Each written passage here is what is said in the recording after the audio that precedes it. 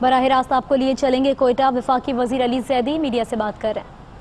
साहब का भी मैसेज आया है कि वो बहुत सीरियसली इसको देख रहे हैं, इस इशू को, क्योंकि अब ब्लेम गेम तो है नहीं, अब हमने देखना है। हुकूमत हमारी है तो हमने हमारी जिम्मेदारी है पाकिस्तान के हर शहरी की, वो उसमें मज़हब नहीं देखते, उसमें रंग नहीं देखते, उसमें ज़ात नहीं देखते, उसमें सूबा नहीं देखते, उसमें पाकिस्तान के हर शहरी की जिम्मेदारी हमारी है। और जो वाक़या हुआ है कल बड़ा अफसोसनाक है। मैं वहाँ पे मस्जिद इमाम बारगाह में जाके मैं फातिहा में भी शरीक हुआ हूँ। सुबह स्पीकर साहब भी कासिम सूरी साहब भी आ रहे हैं, मेरे ख्याल में सीएम साहब भी वहाँ गए हैं। और जो इंजर्ड हैं और जो मुतासरीन हैं, जो भी फेडरल गवर्नमेंट से जो भी तवक्को है, उनको जो हेल्प चाहिए वो हम करेंगे। लेकिन ये तो हो गई ना हेल्प की बात, अब आगे जाने की बात करें। जैसे मैंने आपसे पहले कहा कि ये जो दहशतगर्दी है इसका कोई मज़हब नहीं होता, इसका कोई ईमान नहीं होता। दहशतगर्द होता है और दुनिया में वाक़ये होते आए हैं। हम तो इस जंग में 20 साल से, अब ये टेल एंड रह गया, जैसे कहते हैं कि हम अब निकल आए अल्हम्दुलिल्लाह। ये वाक़या हुआ है, एक बड़ा वाक़या है, अल्लाह ताला सब्र दे। लेकिन जो मैं हालात देख रहा हूँ कोयटा के अंदर, कि मुझे खुशी है कि पहली दफ़ा आपके पास एक ऐसा सीएम और एक ऐसा है जो कि बाहर की दुनिया में भी सारा देख के और समझ के, तो इंशाल्लाह यहाँ हालात बेहतर होने पड़ेंगे। बग़ैर हालात ठीक हुए, बग़ैर ये इंफ्रास्ट्रक्चर डेवलपमेंट के, बग़ैर लोगों को रोज़गार मिले, बग़ैर हस्पताल ठीक हुए, बग़ैर एजुकेशनल इंस्टीट्यूट तालीमी इदारों को ठीक किए, मुल्क आगे नहीं बढ़ता जी। इन सारी चीज़ों को एक साथ, और ये भी नहीं हो सकता कि आप एक छोड़ दें दूसरा ठीक कर लें, हस्पताल ठीक कर लें तालीम ना ठीक करें, और तालीम ठीक कर लें। ये सब ट्रेन की पटरी के साथ साथ ये सारी चीज़ों के साथ चलना होगा। लॉ इन्फोर्समेंट अपना काम कर रही है, और बेहतर हो सकता है।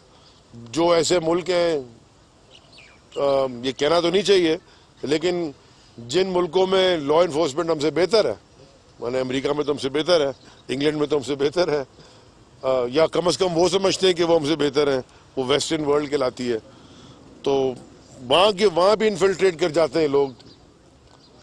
मैं ऐसे लोगों को जो इन्फिल्ट्रेट करके जो इस तरह का जानी ख़ास तौर पर नुकसान पहुँचाते हैं, मैं इनको मेंटल पेशेंट समझता हूँ।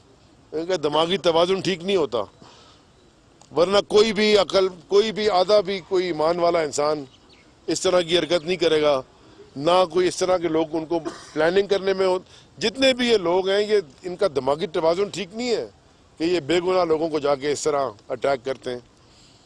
और कोई भी नॉर्मल आदमी है, हम आप नॉर्मल लोग हैं, हम कोई खुद कुछ बम बांट के नहीं पड़ने लगे। इनका दिमागी तवाज़ुन ख़राब कर दिया था बचपन से। ये मेंटल, इनकी जो माइंड कहते हैं ना, वो ट्रेनिंग होती है और वो गलत की जाती है। और इसका जो डायरेक्ट सोल्यूशन है, खैर लॉ इन्फोर्समेंट का सोल्यूशन तो है, लेकिन पॉलिटिकली इसका सोल्यूशन है ह्यूमन डेवलपमेंट। जैसे कहते हैं कि डेवलपमेंट ऑफ द माइंड वो तालीम से आता है और उम्मीद के ऊपर आता है। क्योंकि अगर जब लाउमीदी हो जाए, नाउमीद हो जाती है कोई भी इंसान, फिर वो इस तरह की हरकतें करता है, या फिर उसको प्रोग्राम किया जाता है बचपन से ऐसे कि जी इस तरह की हरकत होगी तुम्हारे से। बस मैं आप सबका शुक्रगुजार हूँ। मुझे समझ में नहीं आती कि जब इस तरह का वाक़या हो तो आदमी क्या बात करे, वहाँ जाके फातिहा करता है, उनके साथ उनके दुख में शरीक होता है और कोशिश करता है कि अगर कुछ कर सके इन लोगों के लिए, जो भी मुतासरीन है वो करे, उसके लिए हम हाजिर हैं। सर, मुल्क की छोटी बड़ी तमाम जमातों का एक ही मुतालबा है कि कौमी एक्शन प्लान पे उसकी रूह के मुताबिक अमल दरामद यकीनी बनाया जाए, तो क्या कर रही है इसके लिए गवर्नमेंट? देखिए जी, और वो जो धरने पे बैठे हुए इस मुतासरीन है इस वाक़े के, उनका भी मुतालबा ये कि फेडरल गवर्नमेंट अपना किरदार अदा करे, एक सिक्योरिटी प्लान दे हज़ारात के लिए, ताकि वो नॉर्मल लाइफ अपनी गुजार सकें। इस हवाले से बताइए। देखिए जी, जब आज से कुछ चंद साल पहले पहला अटैक हुआ था, जो पहला बड़ा अटैक हुआ था कम्युनिटी पे, हज़ारा कम्युनिटी पे, तो मैं खुद धरने में बैठा था जाके कराची में। नेशनल एक्शन प्लान की जहां आपने बात की, वो नेशनल एक्शन प्लान बना था, वो जो एक और हमारे मुल्क में एक बड़ा ही दर्दनाक वाक़या हुआ था APS इंसिडेंट का। उसके बाद पूरे मुल्क की सारी क़यादत बैठी, रिलीजियस मजहबी क़यादत, सियासी क़यादत, सब ने बैठ के एक नेशनल एक्शन प्लान के ऊपर एग्री किया। हमको अब 7-8 महीने हुए हैं और हम तो उसके ऊपर इम्प्लीमेंट करना शुरू कर दिया है। हाँ, कोर्ट्स को तो हम कंट्रोल नहीं करते, कोर्ट्स तो कंट्रोल इंडिपेंडेंट हैं, चाहे बलूचिस्तान हाई कोर्ट हो या सुप्रीम कोर्ट हो या पंजाब हाई कोर्ट लाहौर, जो भी सिंध, वो कोर्ट्स तो इंडिपेंडेंट हैं, हम इन्फ्लुएंस नहीं करते, ना लॉ इन्फोर्समेंट के इदारों को हम इन्फ्लुएंस करते हैं, वो इंडिपेंडेंट ऑटोनमस बॉडीज हैं, वो अपना काम करती हैं। लेकिन प्राइम मिनिस्टर साहब का ये बिल्कुल क्लियर डायरेक्शन भी है सारे लॉ इन्फोर्समेंट को, काबीना को, कि नेशनल एक्शन प्लान के ऊपर कोई भी डिस्काउंट नहीं मिलने लगा, किसी को भी नहीं मिलने लगा। थोड़ी मुश्किलात जरूर हैं शुरू में, क्योंकि पॉलिटिकल लोगों ने इसको एक पॉलिटिक्स बना दी है कि जी ये पॉलिटिकल इशू है। ये पॉलिटिकल इशू नहीं है, ये लॉ इन्फोर्समेंट का इशू है। किसी जमात से, चाहे सियासी चाहे मजहबी, किसी जमात से किसी दहशतगर्द का ताल्लुक हो या कोई प्लान बना रहा हो, लीवे किसी के लिए नहीं है जी। पाकिस्तान को अब हमने सिक्योरिटी जोन से देखो, पाकिस्तान को जब देखते थे, मैंने गवादर में भी एक बात की थी कि जो पाकिस्तान को लोग देखते हैं ना, कोई भी बाहर से देखता है, पाकिस्तानी भी जो बाहर से देखते हैं और अंदर, वो सिक्योरिटी जोन देखते हैं।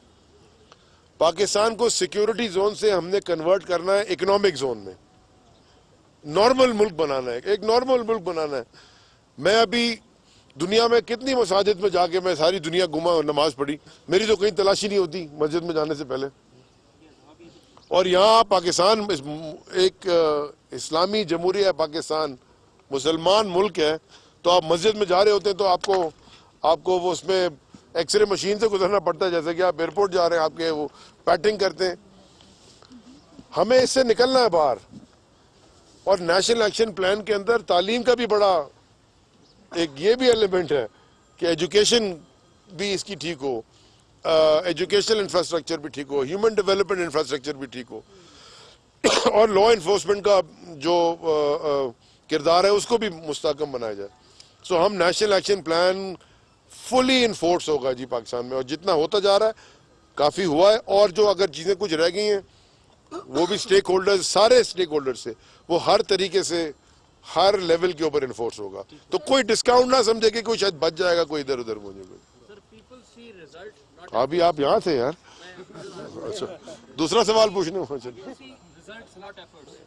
तहरीक इंसाफ की गवर्नमेंट ये बताए कि उस रिजल्ट उसने 8 माह के दौरान क्या दिया।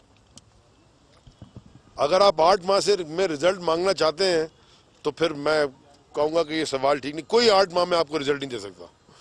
हमारा जो 100 डे प्लान था हुकूमत बनाने से पहले, वो इम्प्लीमेंट करने का और जो शुरू करने का, उसमें से बहुत सारी चीज़ें शुरू हो गई। और हर कैबिनेट मीटिंग में प्राइम मिनिस्टर वो पूरा चेक करते हैं कि क्या क्या चीज़ें हमने वादा किया था, क्या क्या चीज़ों में हम शॉर्ट हैं, क्यों शॉर्ट हैं, कौन से वज़रा शॉर्ट हैं, किस चीज़ क्या वजूहत हैं और उसको कैसे ऊपर लिया जाए। सो जो फाउंडेशन ले करनी थी सब चीज़ों की, वो माशाल्लाह हो गई है। रिजल्ट आते हैं 8 महीने में, तो मैट्रिक भी नहीं होता, वो भी 10 साल लगते हैं मैट्रिक होने में बच्चे को। उसको भी कहते थे खाली मैट्रिक को तुम्हें नौकरी नहीं मिलेगी। अगर आपको अच्छी नौकरी मिलनी है तो वो आपको फिर ग्रेजुएट और फिर मास्टर्स भी करना पड़ता है, उसमें टाइम लगता है। हाँ, चैलेंजेस बहुत हैं।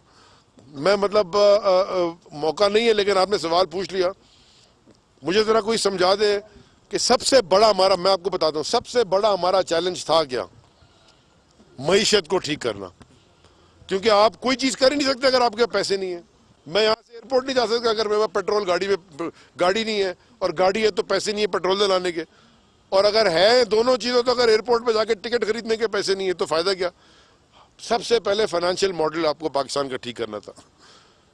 जो 96 अरब डॉलर, 96 बिलियन डॉलर का जो डेफिसिट मिला, जो कर्जा मिला, फॉरेन डेट मिला, 96 बिलियन डॉलर का फॉरेन डेट, उसमें से डॉलर हमारा हुकूमत का नहीं लिया हुआ है, 13 बिलियन था जब ज़ियाउल हक का प्लेन क्रैश हुआ, जब वो एक हादसा हुआ पाकिस्तान में, 13 बिलियन। फिर ये जो 2 हुकूमतें चली 10 साल, जब ये गई हैं, जब मुशर्रफ ने टेक ओवर किया है, उस वक्त था 39 बिलियन, 40 के करीब बिलियन तकरीबन। ठीक है जी। उसके बाद मुशर्रफ साहब के आप टाइम लगा लें, पता नहीं उन्होंने क्या किया।